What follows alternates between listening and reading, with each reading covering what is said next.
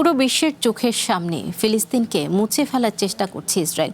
এক খোলা চিঠিতে এমন উদ্বেগ জানিয়েছেন ফ্রান্স ও ব্রিটেনের শতাধিক জ্যেষ্ঠ কূটনীতিক। এই সহিংসতা ও দখলদারিত্ব বন্ধ করতে ইসরায়েলের সঙ্গে সব ধরনের বাণিজ্য বন্ধ ও অস্ত্র বিক্রিতে নিষেধাজ্ঞা সহ জরুরি পদক্ষেপের আহ্বান জানান তারা।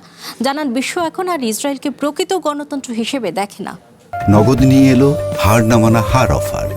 সর্বনিম্ন 10,000 টাকা রেমিটেন্স নগদে পাঠালে থাকছে স্বর্ণের হার জেতার সুযোগ।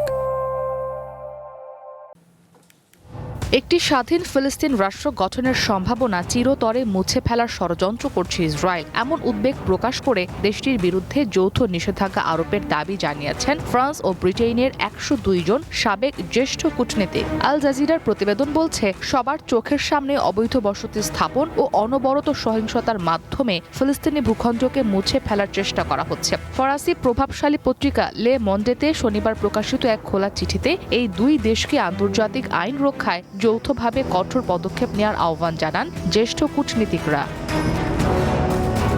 জাতিসংঘে নিযুক্ত ব্রিটেনের সাবেক রাষ্ট্রদূত জেরোমি গ্রিনস্টক ও এমির জোন্স বারি সহ দুই দেশের সাবেক শীর্ষ কূটনীতিকরা এই চিঠিতে স্বাক্ষর করেন। চিঠিতে উল্লেখ করা হয়, ইসরায়েলি সেনাবাহিনী ও পুলিশের মদদে ফিলিস্তিনিদের বাড়িঘর ভেঙে ফেলা এবং বসতি স্থাপনকারীদের অনবরত সহিংসতা মূলত একটি জাতিগত নিধনের শামিল। তাই বিশ্ব আর ইসরায়েলকে প্রকৃত গণতন্ত্র হিসেবে দেখে না।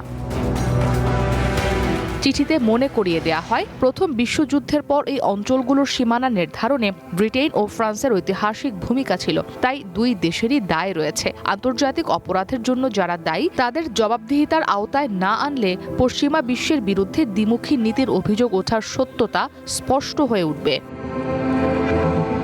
খোলা চিঠিতে সাবেক কূটনীতিকদের পক্ষ থেকে ইসরায়েলের সঙ্গে সব ধরনের অস্ত্র বাণিজ্য ও সামরিক সহযোগিতা অবিলম্বে স্থগিতের দাবি জানানো হয়। একই সঙ্গে ইইউ ইসরায়েল এবং ব্রিটেন ইসরায়েল দ্বিপাক্ষিক বাণিজ্য চুক্তি স্থগিত করা, অবৈধ ইসরায়েলি বসতিগুলোর সঙ্গে সমস্ত ব্যবসা বাণিজ্য নিষিদ্ধ এবং ফিলিস্তিনের দখলকৃত জমিতে নিজেদের নাগরিকদের সম্পত্তি কেনা বন্ধ করার আহ্বান জানানো হয়। একই সঙ্গে জাতিসংঘের ত্রাণ সংস্থা আনরোয়ার মাধ্যমে গাজায় সরাসরি মানবিক সহায়তা পৌঁছানোর নিশ্চয়তা দেয়া এবং সাংবাদিক কূটনীতিকদের স্বাধীন প্রবেশাধিকার দেওয়ার দাবি জানান সাবেক কূটনীতিকরা।